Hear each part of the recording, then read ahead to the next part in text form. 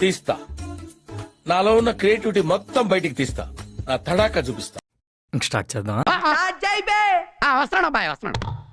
It's laughing time.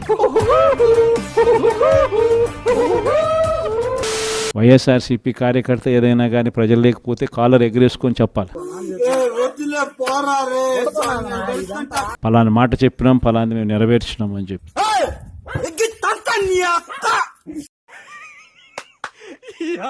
ఏం feel ఉన్నది మామయ్య? నేనైతే ఈ రోజు ఎంతో ఆశగా వచ్చాను అన్ని అనౌన్స్ చేయాలని. కానీ ఈ రోజు మీరు చూస్తే ఖజానా దివాలా తీసింది. ఏమీ లేదు అక్కడ, మొత్తం లాగేశారు కదా. మనకొచ్చే ఆదాయం అప్పులు కట్టడానికి కూడా చాలే పరిస్థితి లేదు. కంట్రోల్ ఎవరు సార్? వాడి పాపాను వాడే వాడు చేసిన పాపాలకి నేను పోయేటట్టున్నాను సార్. నిజమే. జగన్ పలావ్ పెట్టినాడు, చంద్రబాబు బిర్యానీ పెడతాను. చంద్రబాబు నమ్మి ఓటేసిన బిర్యానీ బాయా పలావ్ బాయా, లాస్ట్ పస్తు పండుకోవాల్సిన పరిస్థితి.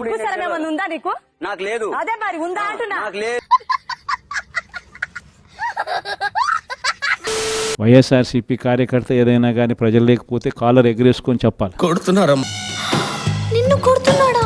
రీజన్ లేకుండా కొడుతున్నారమ్మా. వైఎస్ఆర్సీపీ కార్యకర్త ఏదైనా కానీ ప్రజలు లేకపోతే కాలర్ ఎగరేసుకొని చెప్పాలి. కచరా నా కొడక, లోఫర్ నా కొడక, సిగ్గులేదురా నీకు? ఊరందరికీ నీతులు చెప్తావు, నువ్వు తప్పులు చేస్తావు. వాడు తిట్టదని చెప్పరా? ఎవడి మీఠా గారు, మీరు ఆ బూతులు పంచకు ఆపండి.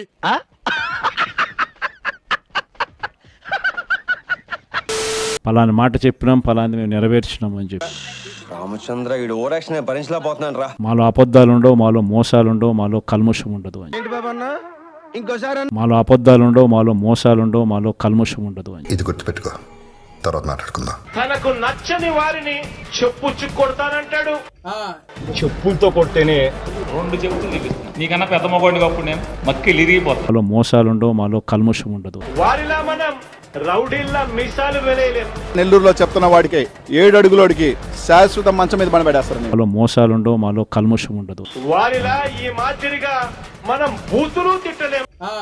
వాళ్ళు నా వెంట్రిక కూడా పీకలేరు అని చెప్పి అమ్మ మొగుడు కట్టించాడు తిరుపతి గుడి. నాకు పువ్వు తెలియని వాళ్ళు వచ్చి మాట్లాడితే ఇప్పుడు ఎక్కడ కొట్టాలరా నిన్ను? కొట్టకుండా పని మార్గం లేదా?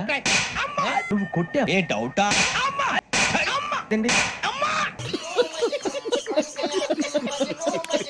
2014 ఎలక్షన్ మీ అందరికీ గుర్తుండే ఉంటుంది. మనం ఓడిపోయాం ఆ ఎలక్షన్. తొక్కేశారమ్మా. Local politics. ఓడిపోయేటప్పుడు కూడా నా దగ్గరికి చాలా మంది వచ్చినారు. ఎందుకు అడుగు తింటానికా? అన్న చంద్రబాబు నాయుడు ఇష్టం వచ్చినట్టు అబద్ధాలు ఆడుతా ఉన్నాడు. తప్పుగా మాట్లాడుతున్నారు. చెయ్యలేనిది జరగనిది చెప్పడానికి మీ జగన్ ఇష్టపడదు.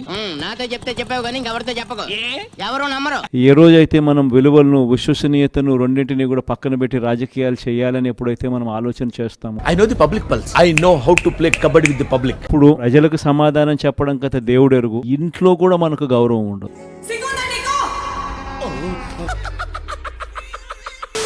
విలువలు విశ్వసనీయతతో కూడిన రాజకీయాలు చేస్తేనే ఆ రాజకీయ నాయకుడు ఎదుగుతాడు. ఇప్పుడు మీరు చెప్తే తెలిసిందండి. నేనైతే నా జీవితంలో రాజకీయాలు నేను అట్టే చేశాను.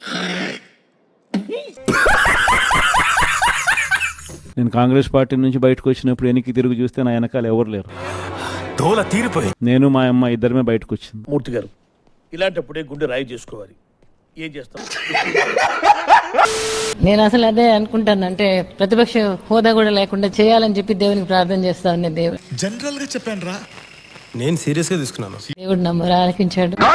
నాతో పాటు కొంతమంది ఎమ్మెల్యేలు వస్తామంటే కూడా నాతో పాటు రావాలనుకున్న ఎవరైనా కూడా రాజీనామా చేసి రావాలా అని చెప్పి అక్కడి నుంచి మొదలు పెడితే విలువలతో కూడిన రాజకీయాలు చేసామని గర్వంగా తలెత్తుకొని కూడా చెప్పగలుగుతాం. నేను నమ్మను. ఇండియాలో మన డబ్బా ఎవడు కొట్ట బావా, మన డబ్బా మనమే కొట్టుకోలే. ఎందుకు మొన్న ఎలక్షన్లే ఎన్ని సీట్లు పోటీ చేశారా మీరు? 175కు 170 పోటీ చేస్తే ఎన్ని సీట్లో గెలిచింది మీరు? అంటే అది రామ్ పట్టుమని 10 గెలవ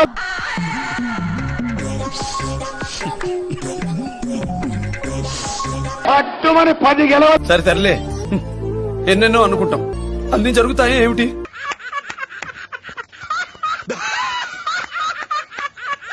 మళ్ళీ చంద్రబాబు నాయుడు పాలన వచ్చింది. నీకు 15,000 నీకు 15,000 నీకు 15,000 అని ఇస్తానని చెప్పి అది బాయ్. చూడండి అక్కడ ఏముందో. పిల్లలను బడికి పంపితే తల్లికి 15,000 ఇస్తారు. 2 బిడ్డలను బడికి పంపితే 30,000. పొట్టోడికి దోలు తీరిపోయింది.